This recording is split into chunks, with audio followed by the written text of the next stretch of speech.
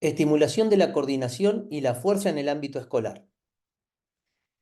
Los contenidos que vamos a desarrollar en este encuentro van a ser la coordinación, de qué se trata, características de la coordinación según las fases sensibles, beneficio del estímulo de la fuerza y algunos recursos y sugerencias. La coordinación se puede definir como la capacidad para realizar un movimiento de manera eficiente, de manera precisa, rápida y ordenada. Es decir, que es lo que nos permite movernos de forma sincronizada todos los músculos implicados en una acción para realizarla de la manera más adaptada al contexto en el cual se aplica. Aunque muchas veces la motricidad y el movimiento implican una gran cantidad de áreas cerebrales, sobre todo la de la corteza prefrontal, la principal estructura encargada de la coordinación es el cerebelo, que es ese sector del cerebro que se encuentra en la zona occipital. Una mala coordinación puede impedir que vivamos con normalidad nuestro día a día. Por eso es tan importante la estimulación de la misma para que se pueda rejerarquizar el contenido y poder liberar de espacio a esa corteza prefrontal que es donde mayoritariamente se alojan todos los saberes. No es raro que esta sea una de las capacidades que más se deteriore con el envejecimiento. Por eso es tan importante trabajarlo en etapas tempranas, atendiendo a que desde este lugar lo que nosotros vamos a hacer es incorporar habilidades cognitivas. La buena noticia es que puede ser entrenada mediante estimulación y la motricidad es por excelencia el contenido que mejor la estimula. Si nosotros tenemos en cuenta las fases sensibles, vamos a ver que hay una edad para estimular o desarrollar determinadas capacidades, ¿no? El común denominador es que todas las habilidades coordinativas coinciden en iniciar su estimulación aproximadamente entre los 7 y 8 años de edad, pero la gran mayoría tiene su pico de rendimiento entre los 9 y los 12 años. Bien, esto nos deposita en la escuela primaria como el principal momento para la estimulación de esta capacidad neuromuscular. Desde una mirada evolutiva, la coordinación arranca desde el nacimiento del sujeto hasta los 2 años, en donde el tono le permite acceder a las distintas posturas. Ejemplo, cuando el sujeto es bebé, la falta de tono en la musculatura del cuello no le permite horizontalizar la mirada. A partir de que sus músculos paravertebrales se empiezan a tonificar, empiezan a dominar posturas como por ejemplo el cúbito prono, que va a ser la precuela de lo que va a ser el gateo y el primer desplazamiento. Luego los músculos paravertebrales, que son los que rodean a la columna vertebral, le van a permitir al sujeto poder sentarse, de esta manera horizontalizar la vista y a partir de aquí tratar de conquistar nuevos horizontes. Y es a partir de ahí en donde empieza la indagación y el descubrimiento de nuevos contextos. Este tono que le va a permitir al sujeto mejorar la postura hace que evolutivamente el niño o la niña puedan mantenerse en bipedestación y a partir de la postura de bipedestación entre los 2 y los 5 años empieza con el desarrollo de la locomoción que tiene que ver con la capacidad de caminar, trotar y saltar. Una vez que la postura, el tono y la postura se han ganado, aparece el equilibrio como capacidad coordinativa determinante, en donde se van a clasificar en 3 tipos: el equilibrio estático, el equilibrio dinámico y el equilibrio instantáneo, que este se manifiesta entre los 5 y los 7 años. para llegar finalmente a la precisión que desde los 8 a los 10 años se desarrolla, que esta precisión va a tener que ver con dos aspectos fundamentales. La puntería es uno y la habilidad para realizar movimientos que le permitan acceder a aprendizajes técnicos específicos. Todo este paso evolutivo de la coordinación lo que hace es crear un acervo de coordinación general, un proceso inhibitorio y desinhibitorio y acceder a la coordinación inter e intramuscular, que van a ser la base neuronal del desarrollo de la fuerza. Cuando nosotros hablamos de coordinación, el aspecto fundamental de esta es la coordinación espacio-temporal, que desde un enfoque neurobiológico, la coordinación espacio-temporal se basa en la integración de las señales de los distintos mediadores, que son los visuales, auditivos, táctiles, kinestésicos y propioceptivos, las cuales están recepcionadas y procesadas por distintos mecanismos cerebrales. A partir de la información de estos mediadores, el cerebro organiza movimientos en base a la información que recibe del espacio y del tiempo que tiene para una situación determinada. Y de esta manera se facilita la ejecución de actividades que requieren precisión y sincronización. Por ejemplo, nosotros acá estamos viendo una clase de educación física en donde están coordinando distintas habilidades espaciotemporales que tiene que ver con, por ejemplo, dominar adelante, atrás, adentro y afuera, y me permite coordinar en base a la acción de la compañera que está adelante.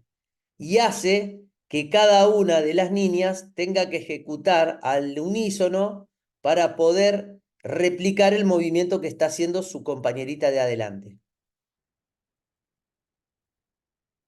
Esta actividad, que es mucho más compleja y rica que solamente saltar hacia adelante, ¿sí?, tiene que ver con engramas y pensamientos que no solamente son motrices, sino que también tienen que ver con pensamientos tácticos. O sea, ese pensamiento táctico tiene que ver con la habilidad que tengo de moverme replicando el movimiento que hace mi compañerita de adelante.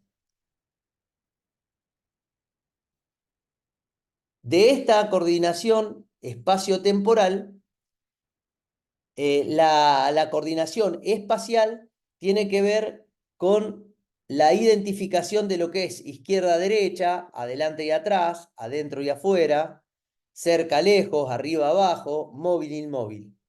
O sea, las maneras de pensar de los seres humanos se adquieren a través de las actividades que realizan en diferentes situaciones de la vida cotidiana. Una de tales formas de pensar caracterizada investigativamente es el pensamiento espacial, que estuvo ampliamente investigado sobre todo por el grupo de Tartre en la década del 90 y la dupla de Sarama Clemens en el 2009, en donde investigan dos tipos de competencia que tiene que ver con la coordinación espacio-temporal, que es la orientación espacial y la visualización espacial. Esta orientación, que se refiere a la capacidad de percibir y reconocer la propia posición y la de los objetos en relación con el espacio circundante, y reconocer rápidamente la ubicación dentro de ese campo. Y la visualización espacial, que es la imaginación y la anticipación mental de la posición y el movimiento que tendría que tomar de manera más adecuada para dicha situación. Entonces, dentro de esta orientación espacial, referida a la habilidad de la persona de percibir y reconocer la posición de los objetos en relación a uno mismo, va a tener que ver con tres cuestiones o tres habilidades concretas, que es la ubicación espacial y la trayectoria intuitiva. Esto de poder reconocer rápidamente el orden en el que me ubico dentro del espacio y las posibles líneas de acción que tengo, que a eso se le llama la trayectoria intuitiva. La organización espacial que me permite pergeniar distintos tipos de trayectorias dentro del espacio y el uso de mapas y el uso de referencias, bien, que tiene que ver con una habilidad de proyección futura. Desde el punto de vista de la visualización espacial, tiene que ver o requiere de una habilidad que va más allá de la simple orientación, ya que implica la capacidad de manipular mentalmente los objetos en el espacio. Es decir, sería proyectar la rotación, girarlos, imaginar cómo se verían esos, cómo se verían esos elementos desde distintos ángulos, pero sin la necesidad de moverlos. ¿Sí? Y esta es una habilidad clave para las competencias deportivas. Por ejemplo, la capacidad de anticipación, que tiene que ver con una habilidad de lectura del movimiento del adversario para poder proyectar y pergeniar un movimiento en consecuencia a esa lectura que se hace. O una previsión de situaciones futuras, es imaginar las variables que pueden suceder y elaborar respuesta para cada una de estas situaciones. En cuanto a lo temporal, se puede evidenciar a través de la secuencialidad, que esta secuencialidad que tiene que ver con un componente de la percepción del tiempo, se va a basar en dos órdenes o en dos categorías. La primera es el orden, que el orden se define como la sucesión que hay entre los distintos acontecimientos que se producen unos a continuación de otros. Y la otra es la percepción de la duración del tiempo, que esto se expresa en minutos y segundos. Entonces, en cuanto a lo temporal, podríamos decir o podríamos incluir al ritmo, a la velocidad, al binomio antes-después, a la clasificación o jerarquización primero, segundo, cerca, lejos, principal, accesorio. En base a lo temporal, uno lo que hace es el cálculo de el orden, que tiene que ver con la secuencia, y el tiempo. En estos dos videos vemos en el primero, a la izquierda de la pantalla, la precisión, que tiene que ver con la puntería, en donde los estudiantes hacen una proyección de la trayectoria que deben realizar con la pelotita, la tasación de lo que pesa la pelotita para poder proyectarla en el espacio y poder tumbar la mayor cantidad posible de botellas. Todas esas habilidades coordinativas son, si se quieren, pensamientos tácticos de organización y de tasación de situaciones. Y a la derecha vemos el ritmo, que tiene que ver con una organización temporal. Puntería tiene que ver con una coordinación espacial. Acá vemos, por ejemplo, una clase de ritmo.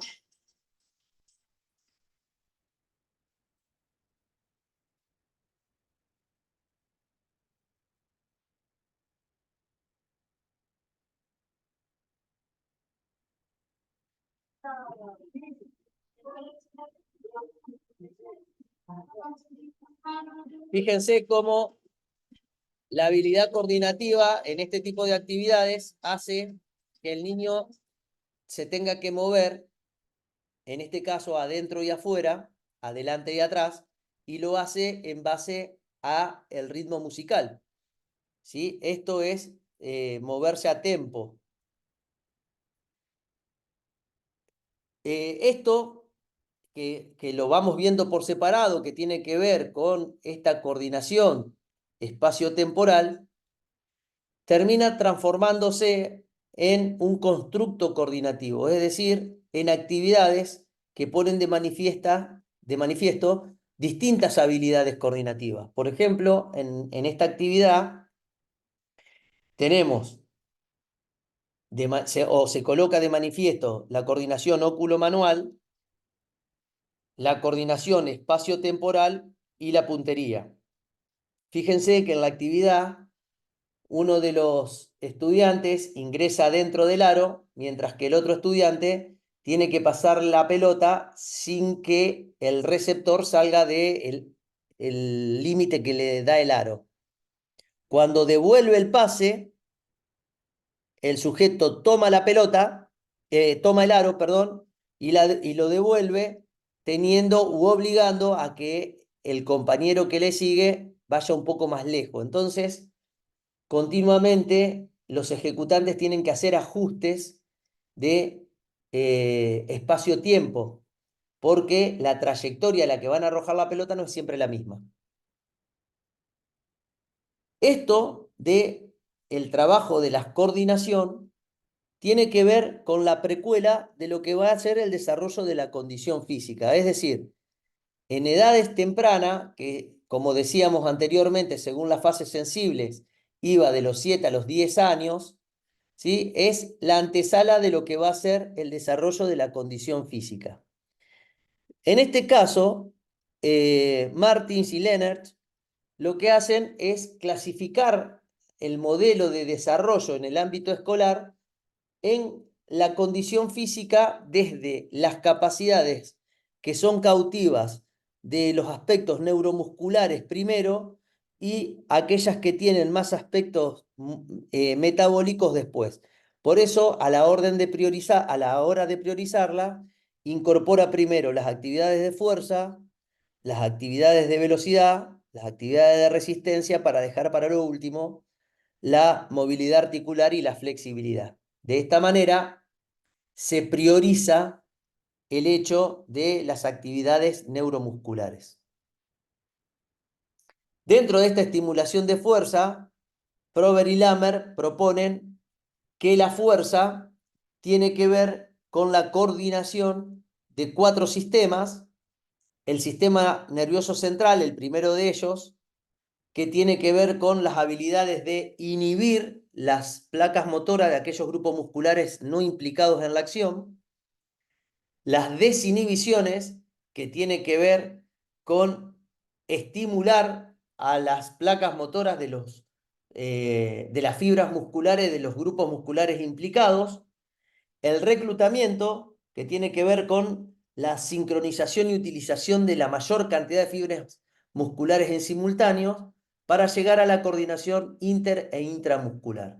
Todas estas habilidades del sistema nervioso central son habilidades que se van desarrollando con la sumatoria de estímulos.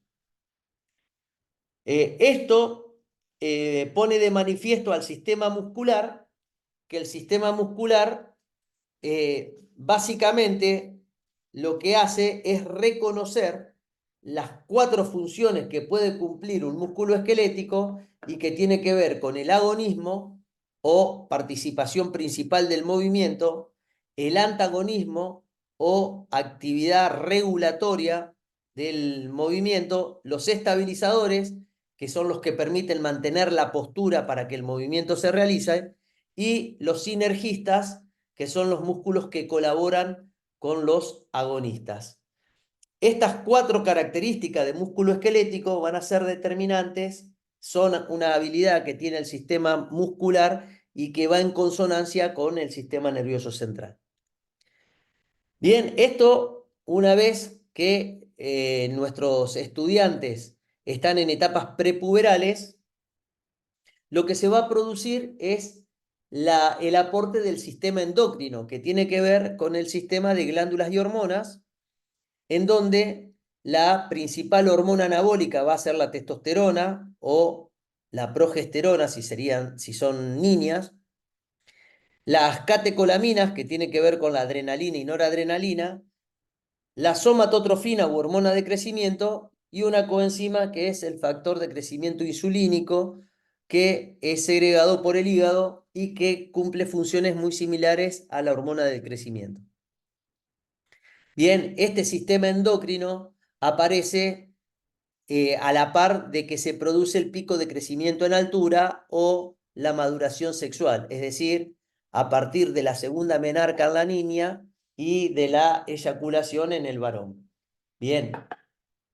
Y el último sistema que entra en juego es el sistema esquelético o el sistema óseo, que básicamente se va a ver beneficiado a partir de la mejora de la densidad mineral ósea. Esto se produce porque el músculo esquelético inserto en el hueso, por principios de presión y de tracción, van a ir deformando al tejido óseo de manera tal que osteocitos y osteoblastos, que son las células base del hueso, se van a ir fortaleciendo en base a la acción de tracción y presión del grupo muscular sobre la cara ósea.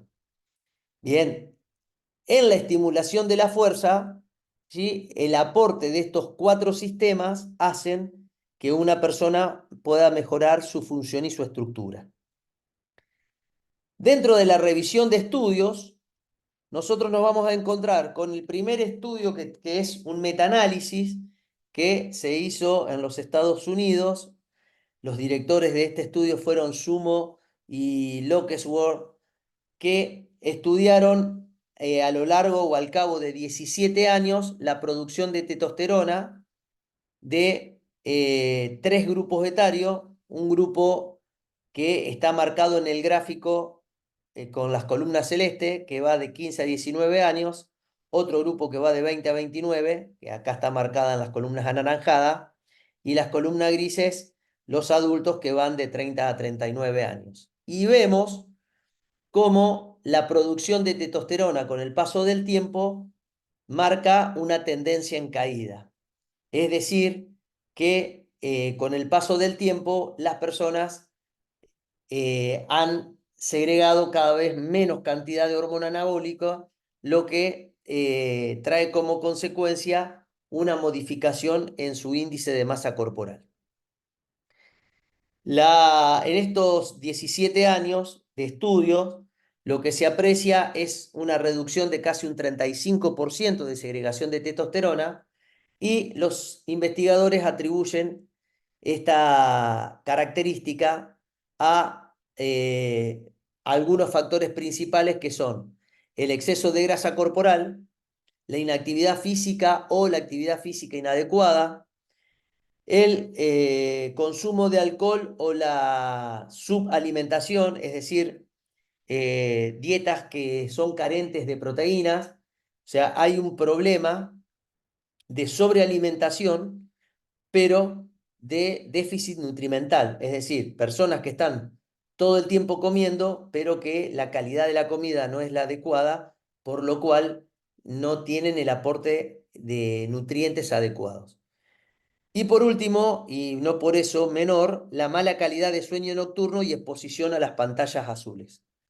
Entonces, estas cuatro son la causa principal, que lo que hacen es potenciar un estado de sedentarismo que conspira en contra de la producción anabólica de testosterona.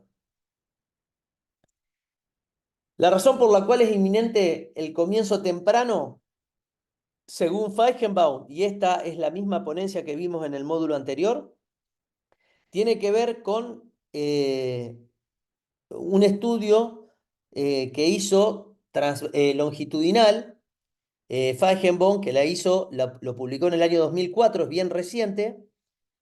Fíjense, la línea B, que es la línea roja, es el formato tradicional de actividad física a lo largo de todas las edades, en donde la educación física, que es el principal aporte de motricidad de la niñez, está basada en las clases de educación física tradicionales, en donde se enseñan juegos y algunas actividades deportivas. A partir de este programa, que se le llama Programa de Educación Física Tradicional, se tiene un cierto nivel de independencia y un cierto nivel de expectativa de vida. A partir de una propuesta innovadora en donde desde edades tempranas se propone el entrenamiento de fuerza en etapas escolares, que sería la línea A, la línea verde, lo que se aprecia es un mayor nivel y una mayor independencia en etapas adultas, por lo cual la recomendación actual es empezar cuanto antes con la estimulación de fuerza para crear hábitos y para generar un cambio real a nivel de neuroplasticidad y a nivel de estructuras.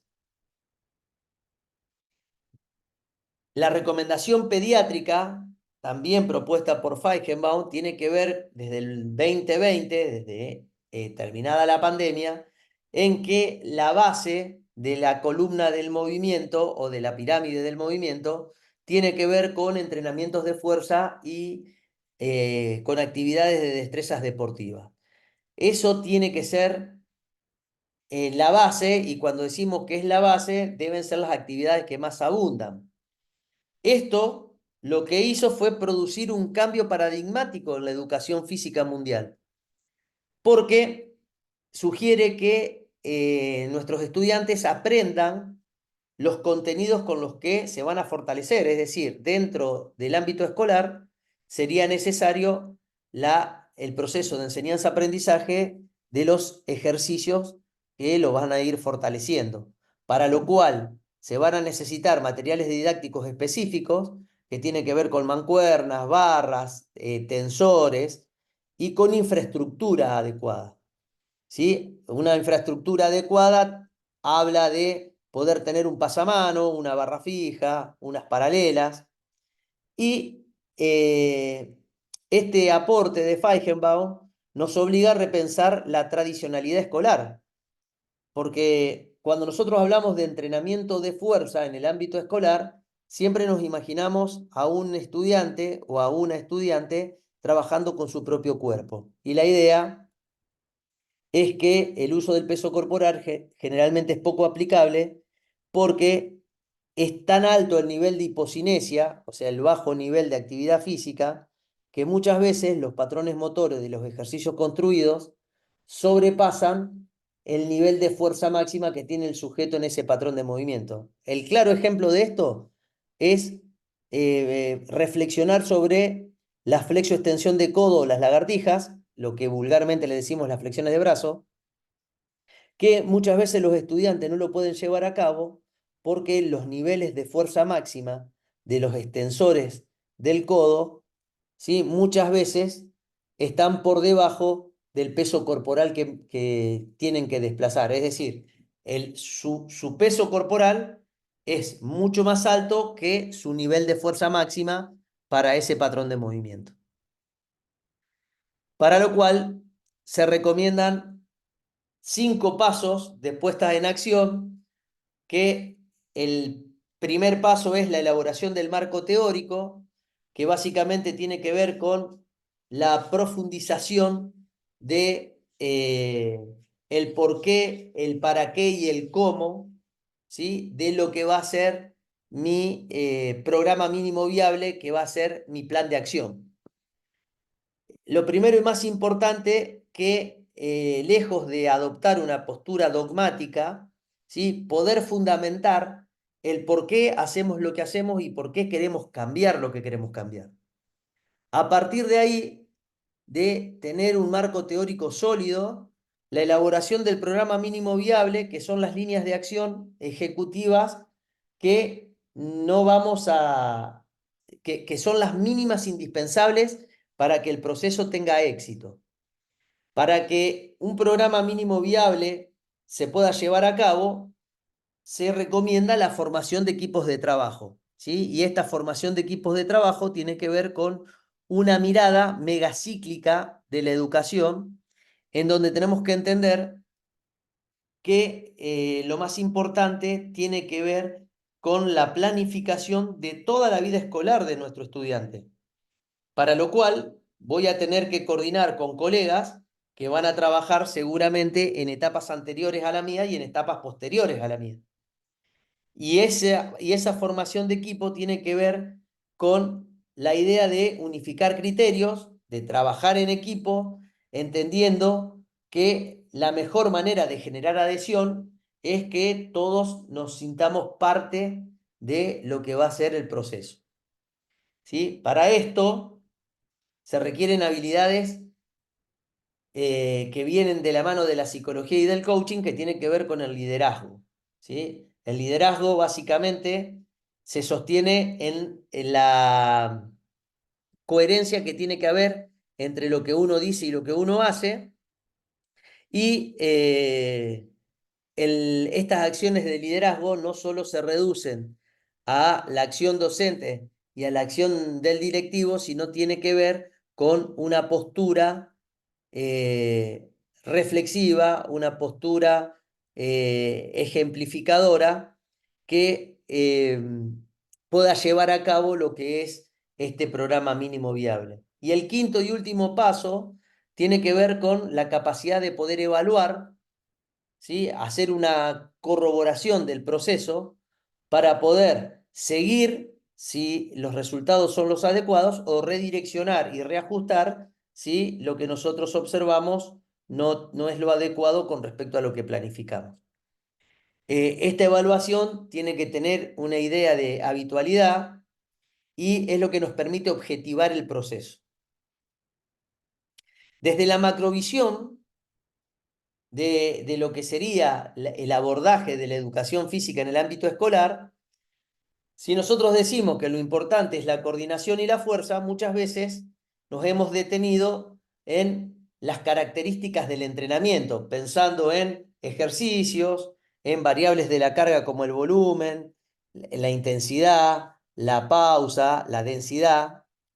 Y muchas veces esta incorporación de nuevas recetas nos han llevado a resultados que no fueron del todo positivos. Para lo cual hoy se recomienda no mirar una figura, sino mirar un cuerpo que tiene varios lados, en donde tenemos que tener en cuenta que no solamente tiene que ver con aquella condición que tiene que ver solamente con las variables de la carga, sino entender la realidad individual tanto de nuestros colegas como de nuestros estudiantes, las dificultades y posibilidades que vamos a tener para poder llevar a cabo el programa, la especificidad, o sea, en pos de lograr qué hago lo que hago.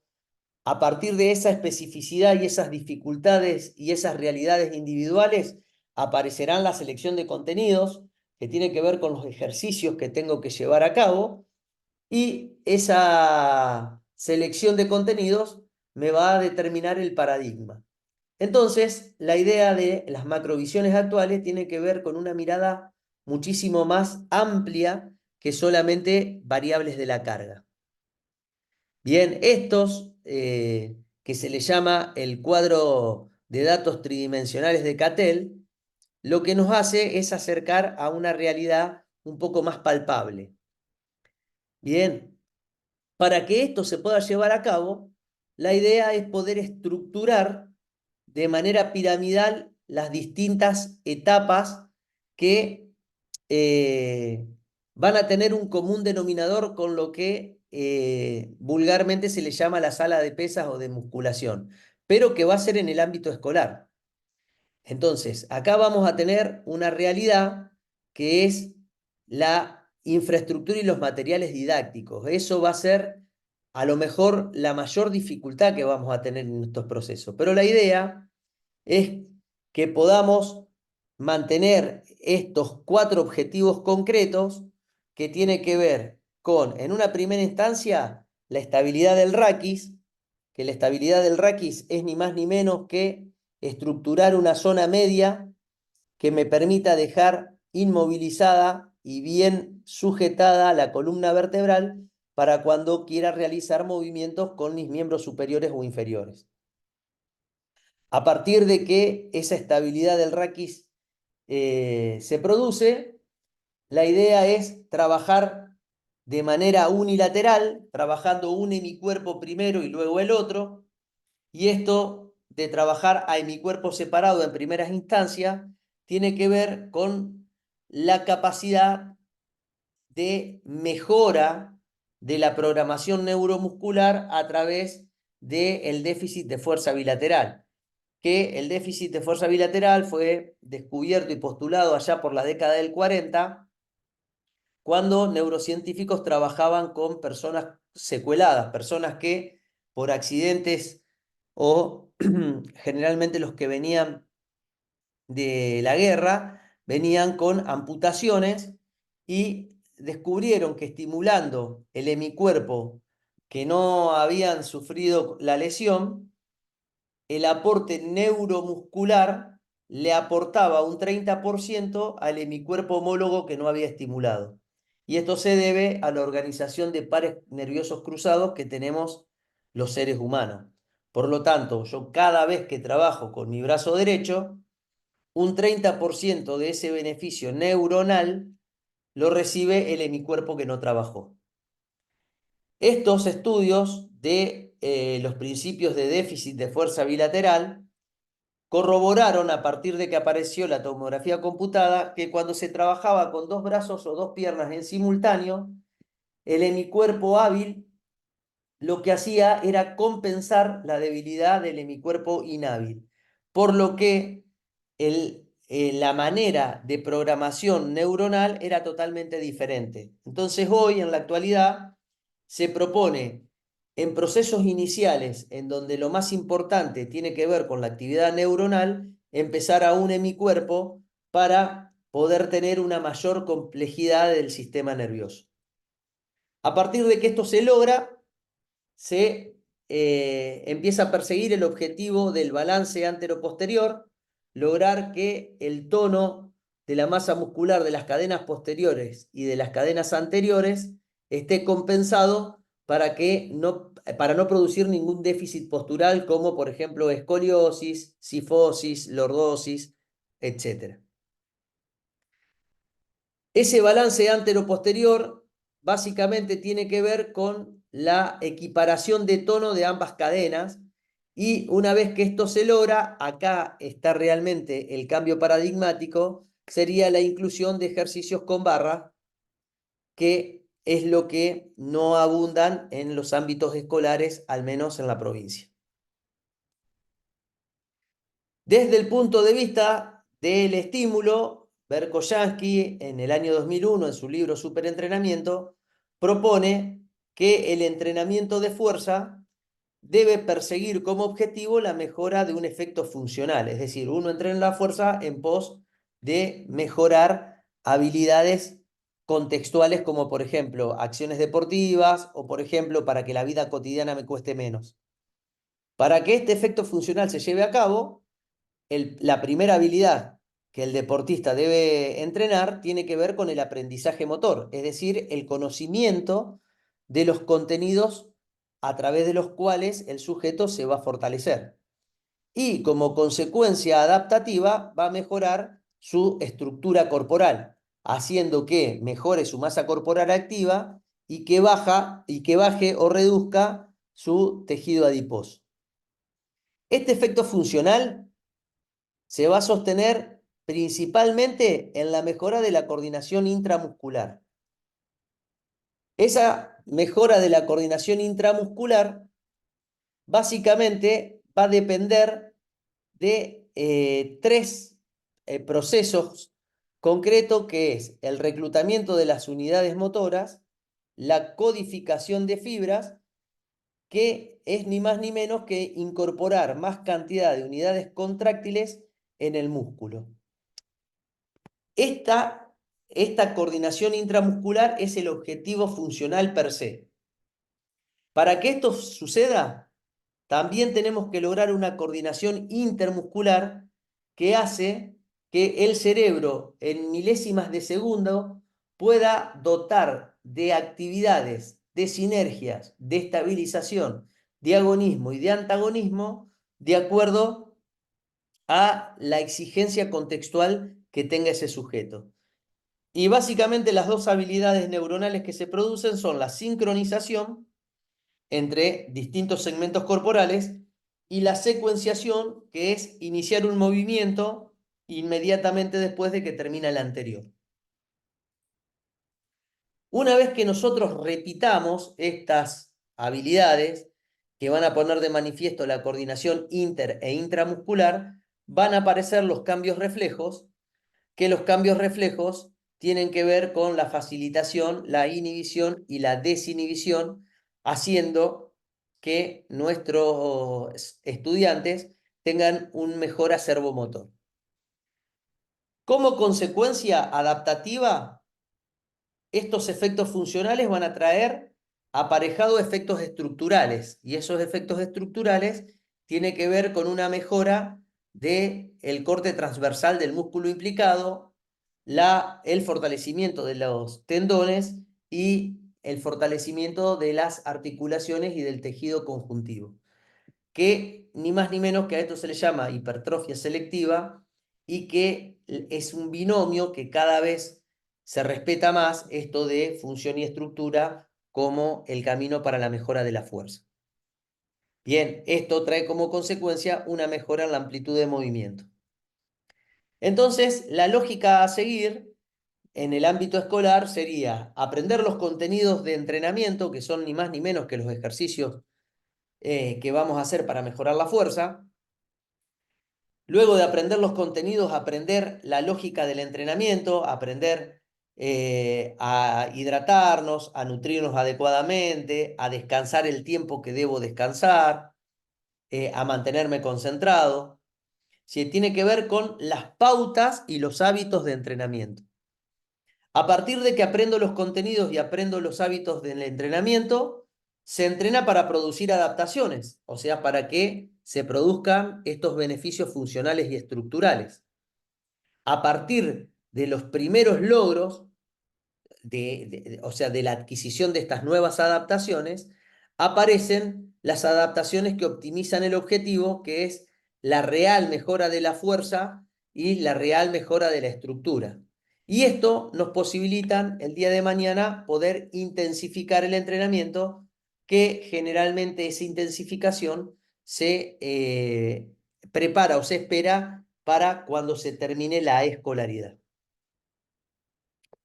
La planificación de los 4 momentos o los 4 momentos que hacen que uno pueda en el ámbito escolar desarrollar los niveles de fuerza son: el paso A tiene que ver con los trabajos unilaterales para favorecer el déficit de fuerza bilateral, entendiendo en esta primera instancia que la manera de intensificar es a través de complejidad y dificultad.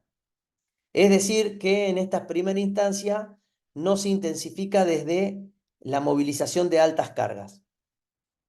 Una vez que se dominan estos patrones de movimiento, como complejización puede aparecer las inestabilidades o semi-inestabilidades, lo que demandan mucho más la función estabilizadora de los grupos musculares esqueléticos. A partir de que este paso B se resuelve, aparece el uso de la bilateralidad con la utilización de barras, y una vez dominado esto o aprendido estos contenidos, aparece la intensificación por combinación de métodos y sistemas. En definitiva, el orden metodológico propuesto sería ir desde la unilateralidad, pasar por la combinación de ejercicios, mejorar la fuerza máxima y llegar al desarrollo de estructura como un potenciador de nuevas funciones. Si nosotros vemos la línea de tendencia roja, vemos cómo con altibajos, con subas y bajas, en la línea de tendencia va hacia arriba, que básicamente tiene que ver con mejorar el déficit de fuerza bilateral, trabajar con la intensificación de ejercicios multiarticulares y localizados, mejorar el reclutamiento de unidades motoras para llegar a la utilización de estrategias y sistemas de entrenamiento que me permiten acceder a la intensificación. En definitiva, la mejora de esta capacidad de fuerza va a ser a partir de la estimulación de la masa muscular. Como decía, que lo veíamos en el módulo anterior, como decía la doctora Bente Pedersen, cuando nosotros estimulamos el músculo segrega mioquinas, que estas mioquinas son unas superhormonas que potencian la acción endocrina y parácrina, haciendo que ese músculo obtenga beneficios o obtenga beneficios para órganos circundantes. Por eso es tan importante la estimulación muscular. Y esta estimulación muscular básicamente se va a dar por tres procesos. El primero tiene que ver con la tensión mecánica, que la tensión mecánica es la cantidad de carga que recibe un músculo esquelético, que puede ser mayor si movilizamos más cantidad de carga, es decir, si levantamos más peso, puede ser mayor porque acelero, o sea, movilizo en el mismo patrón de movimiento la misma carga, pero la movilizo más rápido, o porque a la misma carga la repito más cantidad de veces. Entonces esas son tres maneras de mejorar y de incrementar la tensión mecánica. Y el estrés metabólico, que va a depender de las fases madurativas, porque acá necesitamos que para que haya estrés metabólico haya desarrollo sexual, porque va a depender de la actividad hormonal y coenzimática que va de la mano de la maduración sexual. Y a partir de la acumulación de metabolitos, básicamente de lactato, ese grupo muscular y ese tejido conectivo va a crecer haciendo que tenga una mayor y mejor función ese grupo muscular. Entonces, ahí vemos cómo mejorar esta tensión mecánica con ejercicios con el propio cuerpo, con el propio peso corporal, que, digamos, tiene pros y contras. Los beneficios que trae es que no necesitamos de demasiada infraestructura. La contra que tiene es que la progresión es finita. ¿Qué significa? Que pronto se me agota. Entonces, fíjense, si nosotros nos fijamos en la fórmula física de la fuerza, que es masa por aceleración, vemos a la niña de abajo y la izquierda que está haciendo flexoextensión de codos o lagartijas arriba de un step. Entonces, al hacerlo arriba de un step, lo que ella minimiza es la cantidad de masa. Cuando ella logra superar este primer paso, ya lo hace de manera tradicional, y al hacerlo de manera tradicional, ¿qué hace? Eleva la masa, y se eleva la masa, ¿qué hace? Eleva la tensión mecánica, y se eleva la tensión mecánica, eleva la estimulación muscular. Lo mismo sucede en el video que vemos a la derecha, en donde el profe está ayudando a un niño a ejecutar flexiones en una barra. Al él solivianar su peso, lo que hace es estimular la tensión mecánica, pero facilitada con su ayuda. El estrés metabólico decíamos que va a depender de fases madurativas, pero básicamente va a depender de reclutar unidades motoras, que eso sería lo que el acrónimo dice, incremento del RUM. El RUM es reclutamiento de unidad motora. Esto significa que para que suceda, tengo que trabajar con intensidades por arriba del 80%, es decir, con un rango de repeticiones que vaya entre 7 y 9 repeticiones, ¿sí? Con una dificultad que no me permita hacer 9 o 10 repeticiones. También voy a depender de la respuesta hormonal elevada, es decir, de la segregación anabólica. Voy a depender de la producción alterada de las mioquinas, esto que la doctora Petersen hablaba de, el factor neurotrópico derivado del cerebro que me producía mayor ramificación dendríticas, mayor conexión sinápticas, neurogénesis, la mayor producción de interleuquina 6 que lo que hacía era mejorar la utilización de glucosa intramuscular, mejoramiento de la decorina, que me mejoraba el tejido conjuntivo, bueno, entre otras. Y la inflamación celular y la acumulación de lactato, que es lo que me va a permitir la adquisición de un mayor corte transversal muscular, es decir, de una mejora del tamaño. En definitiva, tanto la Sociedad Pediátrica Argentina como la Asociación Pediátrica Americana recomiendan el entrenamiento en etapas tempranas de la fuerza. La Sociedad Pediátrica Argentina en el año 2018 redacta un postulado en donde habla de la importancia de los programas de fuerza en niños de entre 7 a 19 años, siempre y cuando sean supervisados y planificado por un personal idóneo. Y la Federación Americana, Asociación Americana de Pediatría propone poder trabajar con altas cargas indistintamente de la edad cuando los procesos madurativos ya estén en un periodo Tanner 5, que para eso vamos a necesitar la prescripción de un médico. En definitiva, como postulado general, tenemos los postulados de Robert Malina, que fue o que es la persona que más estudios tiene sobre la relación de la talla y el peso, en donde marca 4 momentos de la infancia en relación al crecimiento en altura, que el acrónimo es PHB, que significa pico de crecimiento en altura, pero en inglés, en donde en las fases iniciales, en la infancia y la niñez temprana, y en la adolescencia puberal, que son el momento 1 y 3, van a ver que tienen una cruz roja y que básicamente es una etapa desfavorable para el entrenamiento de la fuerza, producto de que son momentos en los cuales se produce un crecimiento asincrónico, es decir, nuestros estudiantes crecen de manera asimétrica, por lo cual los niveles coordinativos no pasan por su mejor momento.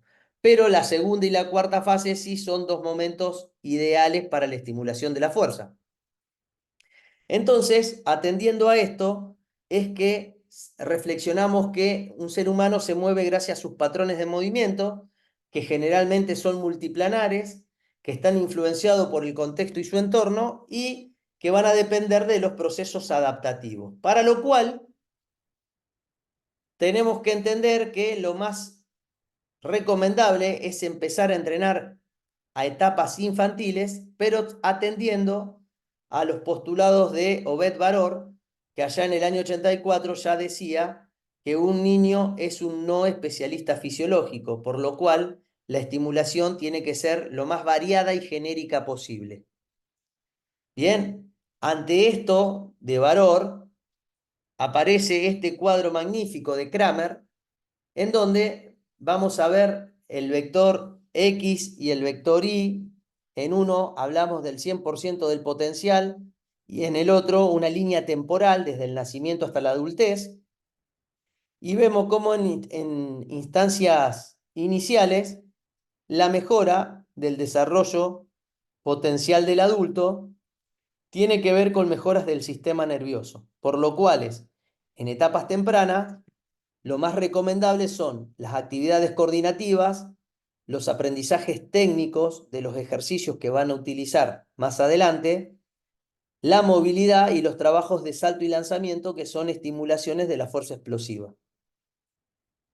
A partir de que mejora la masa magra, la línea punteada, ¿sí? Tenemos que esa masa magra va a depender de los trabajos de balanza y simetría, por eso es importante trabajar aún en mi cuerpo, la estimulación del core y la estabilidad y abordar los patrones de movimiento.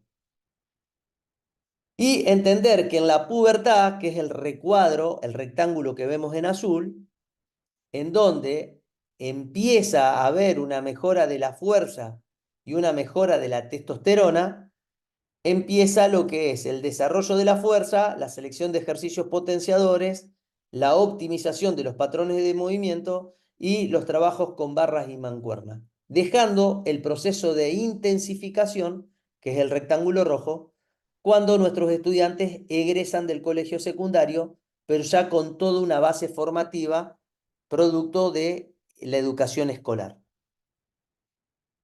La idea es poder tener una mirada megacíclica, ¿sí? En donde la idea general es mejorar la fuerza, empezando con procesos coordinativos, sobre todo de la coordinación espaciotemporal. Cuando están en la primera infancia, trabajos de multisaltos, lanzamientos, juegos coordinativos, con mucho énfasis en lo recreativo, para que cuando estén favorecidos en la segunda infancia, lograr aprendizajes técnicos. Y acá está el real cambio paradigmático que proponemos. Que la escuela sea el ámbito en donde se aprendan estos contenidos que tiene que ver con las técnicas de los ejercicios de sobrecarga, ejercicios derivados del levantamiento de pesa, que es la abreviatura DLP, y los ejercicios generales básicos como las sentadillas, los remos, los empujes, los tirones, que son los ejercicios generales básicos con el acrónimo EGB. Luego de estos aprendizajes técnicos, trabajar sobre el balance y la simetría, el balance entre las caras anteriores y posteriores y la simetría entre el hemicuerpo izquierdo y derecho, la mejora del core con trabajos de unilateralidad, porque a partir de acá aparece la etapa prepuberal en donde el crecimiento es asincrónico, para llegar a la etapa final a el desarrollo de fuerza, que el desarrollo de fuerza tiene que ver con la estimulación de los patrones de movimiento, en donde se utiliza la estructura ejercicio activador, que es aquel que incorpora el tren inferior y el tren superior en un solo movimiento. Los ejercicios de tren inferior, que pueden ser dominantes de rodillas, como las sentadillas, o dominantes de cadera, como los pesos muertos. Y los trabajos de tren superior, que son los trabajos de empuje, que son los que alejan el peso del centro de gravedad, o los de tracción, que son los que acercan el peso al centro de gravedad. Para esto es de vital importancia contar con docentes que sean dosificadores de la carga. ¿Por qué? Porque van a ser aquellos que van a recomendar luego la intensificación de la carga, que es el último tramo de la planificación megacíclica y que ya no tiene que ver tanto con el ámbito escolar, sino con lo que el alumno de manera autónoma hace fuera de la escuela. Entonces, en el pensamiento vamos a tener un inicio que es desde los 6 a los 10 años, en donde hay un desarrollo variado y multifacético, con énfasis en la generalidad. Entre los 11 y los 14 años, un aporte del sistema nervioso central con una formación general que tiene que ver con aprender los contenidos, estimular la unilateralidad, trabajar el core y educar desde el entrenamiento, para que a los 14, 16 años, ya con desarrollo sexual, haya un desarrollo real de fuerza, un entrenamiento general con utilización de ejercicios multiarticulares y una dosificación adecuada al grupo etario, para poder realizar la intensificación de fuerza desde los 17 años y en adelante. Cuando hablamos del entrenamiento del core, sería ese corsé que circunda a la cintura pélvica y que básicamente se lo conoce como estimulación del core o núcleo, que incluye un corsé que lo que hace es comprimir las vísceras contra la columna vertebral, estimulando al transverso del abdomen, a los multífidos, que son músculos que están entre las vértebras, toda la zona lumbar y el piso pélvico, haciendo todo un sistema en donde el 90% de los movimientos del cuerpo dependen de la estabilización de este núcleo. Por eso es tan importante la estimulación temprana. Y el 60% de la potencia general del cuerpo es suplida por el core. Por eso fíjense, 3 actividades lúdicas en donde se pone de manifiesto el core. A la izquierda la primera imagen, una competencia pasando las pelotitas de lado a lado, tratando de mantener la postura. En el medio están jugando al tejo,